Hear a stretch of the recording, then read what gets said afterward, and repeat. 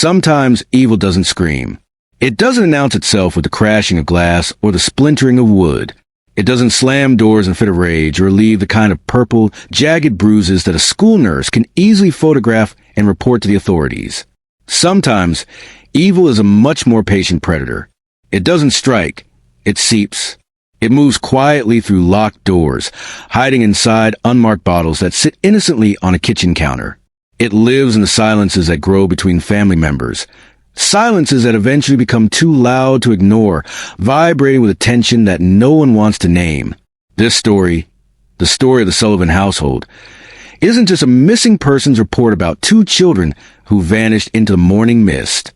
It is a story about the air they were forced to breathe, the substances they unwittingly inhaled, and the toxins they absorbed into their small, developing bodies. It's about a house that smelled of heavy cleaning agents long after the dishes were done and the counters were wiped. A house where the scent of bleach and ammonia masked something far more chemical and far more sinister. We look back now at the small, discarded signs. We see a young boy named Jack with heavy, drooping eyelids in the middle of a bright classroom, his head nodding not from a lack of sleep, but from a fog he couldn't escape. We see a little girl named Lily, who began to forget the very thing she once knew. Her ABCs, the names of her favorite toys, the way home, as if her memory was being erased by an invisible hand. And at the absolute center of this dissolving world stood Daniel Martel. He was a man who was supposed to be their shield, the stepfather who stepped into a role of protection. Yet, he is the man who many now believe watched them disappear with a cold, calculated detachment. But what if he did more than just fail them as a guardian? What if the damage to Jack and Lily started long before the frantic headlines and the yellow police tape? What if their very world, their home, and their physical bodies were being poisoned from the inside out while the rest of the world looked the other way? This is the dark reality that no one wanted to talk about until now. Before we dive deeper into the toxic atmosphere of the Sullivan home, I want to ask you to join our community. If you believe in fighting for justice for those who can no longer speak for themselves, kindly subscribe to our channel. We have just crossed the 3,000 subscriber mark because of your incredible support. We need that same relentless energy to reach 4,000, then 5,000, and eventually 10,000 voices standing together. Go ahead and drop your DNA on that subscribe button. Make your mark. Wherever you are in the world, the day this vision of justice is fulfilled, I will send my deepest appreciation straight to you. Let's keep building this community that refuses to let the truth stay buried. Think of the images left behind. A broken toy discarded in the corner, a blurry photo from a family barbecue where the smiles look forced, and a dark, lingering black eye on a little boy's face that no one in that house could or would explain. From the outside, the Sullivan home on Walden Street looked ordinary, perhaps even idyllic. The grass was cut, the greetings to neighbors were short but polite, and the smiles were practiced in the mirror until they looked real. But behind those walls, the math of a happy family simply didn't add up. Teachers began to notice Jack becoming slower, his movements heavy and skittish. Neighbors began to mention a strange smell wafting from the property, a sweet, cloying chemical scent. Like the air inside the house wasn't meant for human lungs, let alone the lungs of children. Most people thought the threat was emotional or physical in the traditional sense. They assumed the bruises were born of a quick temper, and the silence was born of shame. But what if the real danger wasn't loud at all?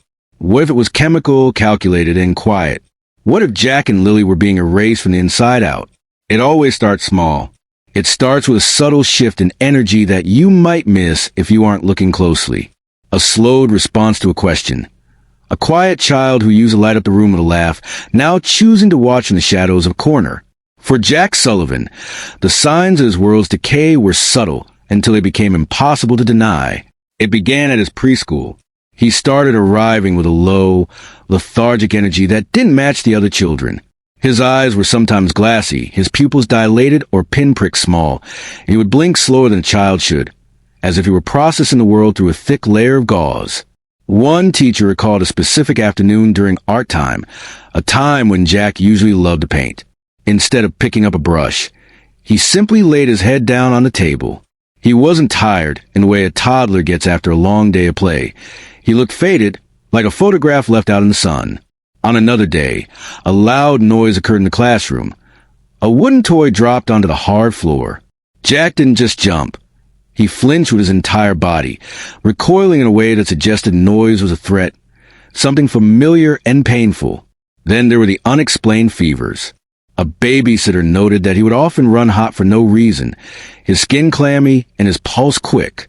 Another caregiver claimed he once vomited and seemed utterly confused afterward, not knowing where he was for several terrifying minutes. Was this just a string of childhood illnesses, or was it something much more sinister? At a birthday party just weeks before the disappearance, a guest captured a haunting image. While the other children were singing and laughing around a cake, Jack was staring off into the distance. He looked disconnected, distant, as if he were miles away from the celebration. When you zoom in on that photo, the truth hides in the pixels. There's a shadow under his eye, a faint, yellowish-blue bruise that didn't belong on a happy child. But when the questions were asked, the answers were a wall of silence. His teacher didn't know how it got there. His mother, Malia, offered no explanation. And Daniel Martel? He remained the silent observer. There were no visits to a clinic for that bruise, no formal reports filed by the parents, just a growing, invisible list of symptoms and a silence that, in hindsight, looks less like ignorance and more like a professional cover-up. The Sullivan home felt off to anyone who ventured too close. Neighbors, though they tried to keep to themselves, couldn't help but notice the anomalies. One neighbor described a chemical smell that would drift over the fence late at night, sometimes sweet like candy, sometimes bitter and sharp like industrial solvent. Another neighbor swore they saw Daniel Martel pacing the perimeter of the house in the early morning hours, his eyes glassy and agitated, muttering to himself in a language of stress and paranoia. During a small birthday gathering, a visitor noticed something that should have been a red flag: unmarked pill bottles sitting out in the open near the microwave. They weren't tucked away in a medicine cabinet or hidden from reach. They were part of the kitchen's landscape. When Jack wandered into the room during that visit, the visitor remarked that the boy's eyes didn't match his surroundings. He looked lost in his own home.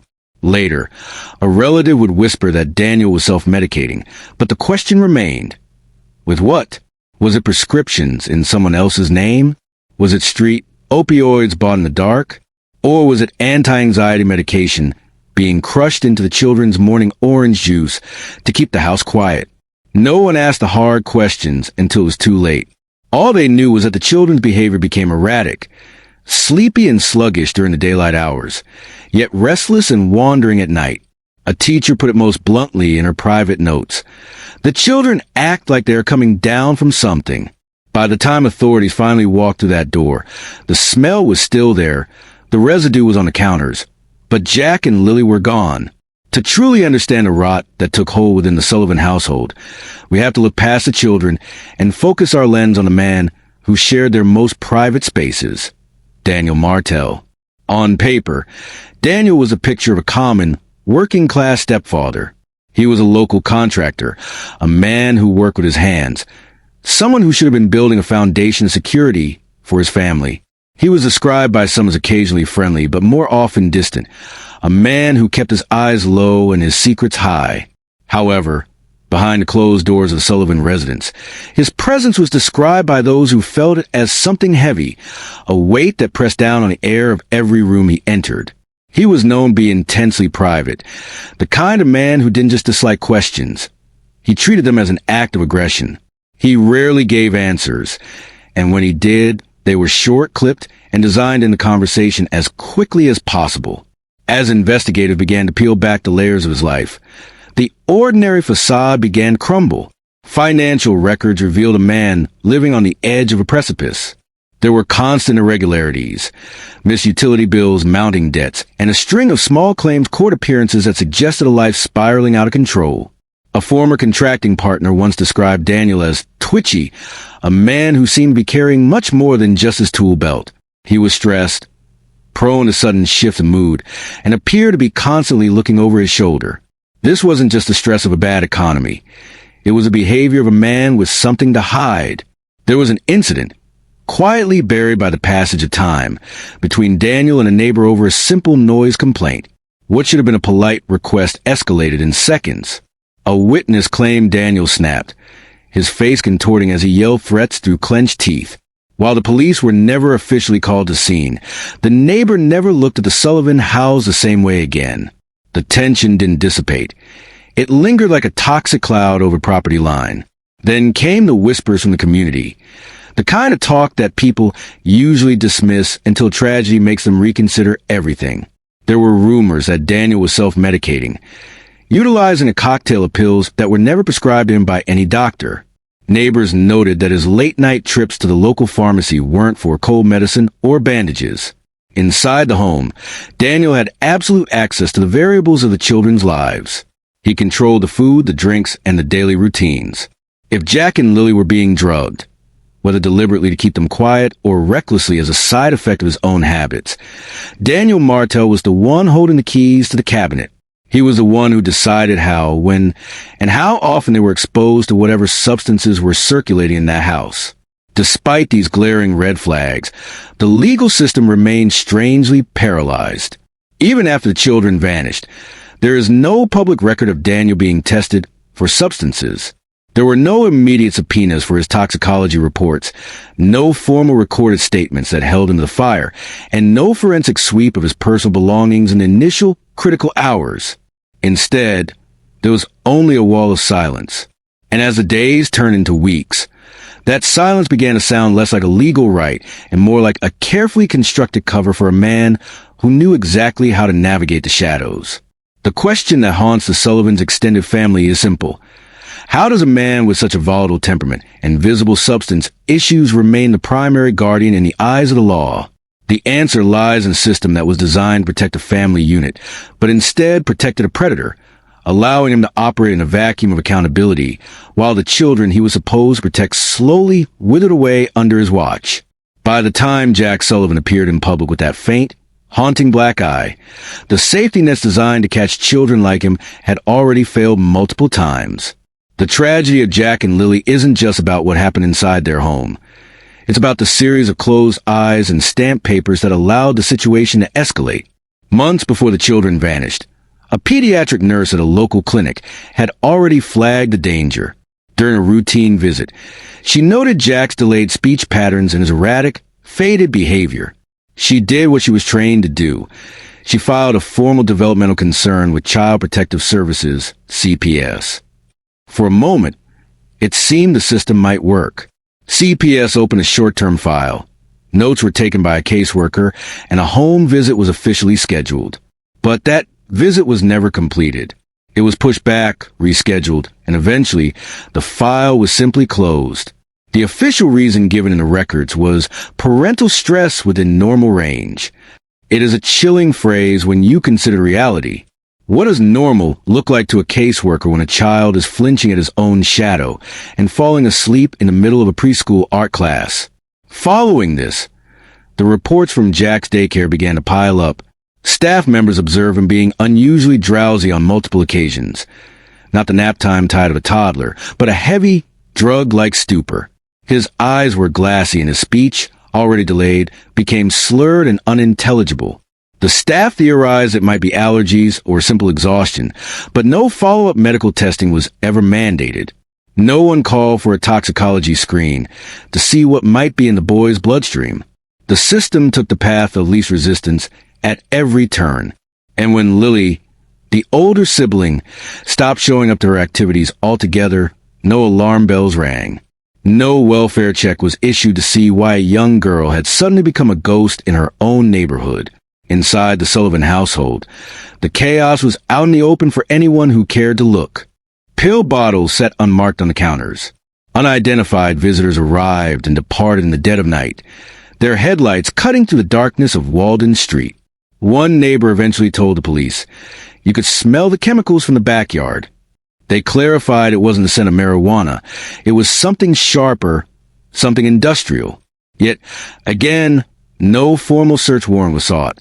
No environmental testing was conducted to see if the house itself was a biohazard for the children living within it. The lack of urgency from the authorities is perhaps the most damning part of the Sullivan timeline. Even after the official disappearance of Jack and Lily, the procedural delays continued to hamper the investigation. Vital digital evidence. The kind of data that can pinpoint a person's location to within a few feet. Sat unreviewed.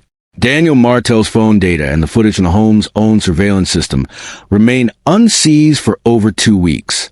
In the world of missing children, 2 weeks is an eternity.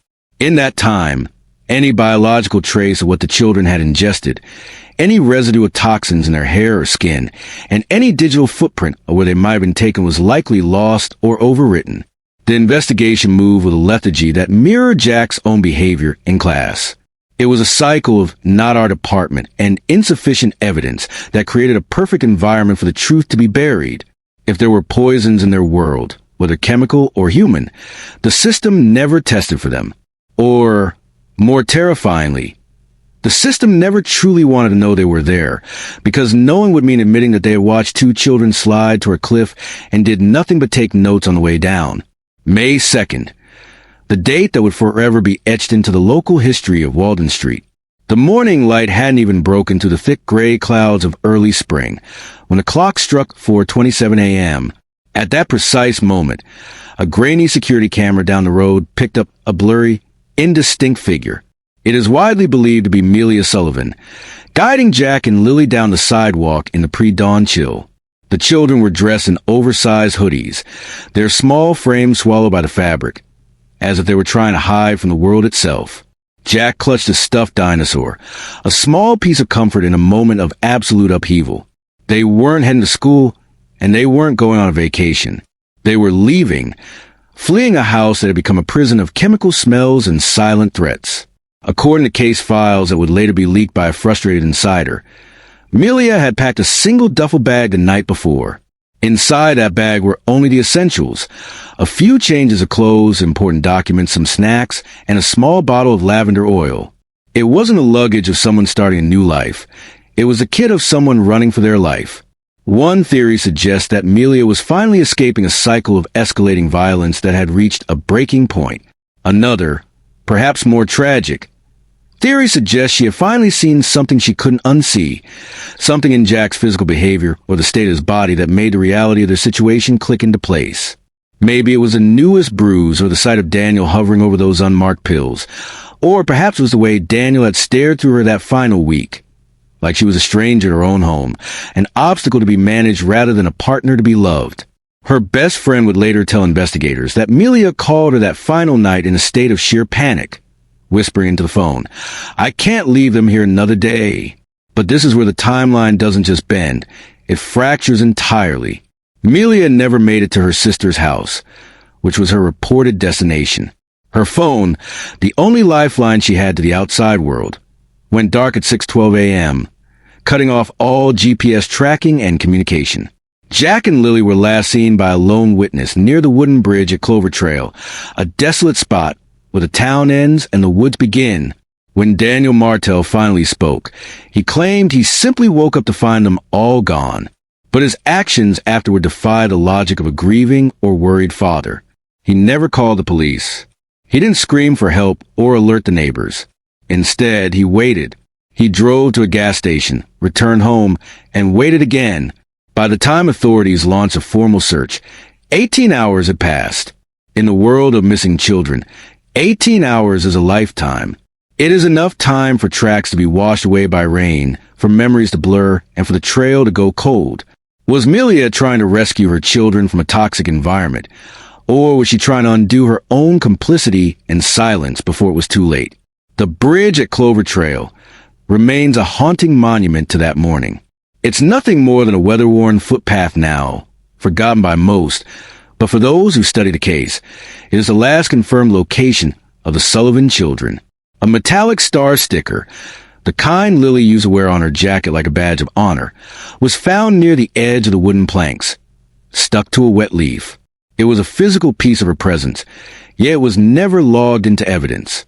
A local testifier snapped a photo of it, but by the time the police arrived to conduct a sweep, the sticker was gone, blown away by the wind, or removed by a hand that didn't want it found. The investigation into Clover Trail revealed more than just a missing star sticker. It revealed a pattern of investigative apathy. There were trail cameras in place, managed by the RCMP as part of a wildlife study, which captured movement near the trailheads on that fateful morning. But those images that could have shown exactly who crossed that bridge and with whom, weren't reviewed until 12 days later. Why the delay? Why wasn't the GPS data from Malia's phone, the only digital footprint they had, included in the initial public report? Leaked notes suggest a device pinged near an abandoned trailer half a mile from the bridge, yet no warrant was issued to search it for weeks. When independent volunteers finally checked the site, they found child-sized clothing buried in a fire pit, baggy jeans, melted rubber soles, and a zipper tag that read Sully.